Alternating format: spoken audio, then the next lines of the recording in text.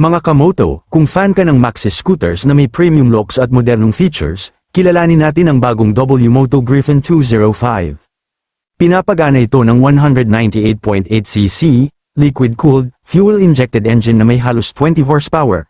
Kaya swak ito para sa city riding at weekend touring, smooth ang hatak dahil CVT automatic transmission, habang ang telescopic front fork at twin rear shocks ay nagbibigay ng komportableng biyahe. Sa features, loaded ang Griffon 205, may full-color TFT display, full LED lighting, smart key system, dual-channel ABS, traction control, USB charging ports, malaking underseat storage, at pati built-in front dash camera, mga feature na bihira sa presyong ito. Magandang balita para sa mga rider sa Pilipinas, ang W-Moto Griffon 205 ay inaasahang magiging available sa Philippine market sa pamamagitan ng Euromotors, at ang opisyal na introductory SRP ay 180,900 pesos. Kung gusto mo ng scooter na stylish, feature-packed, at sulit sa presyo, ang W-Moto Griffon 205 ay isa sa pinakamainit na bagong pagpipilian ngayong 2026.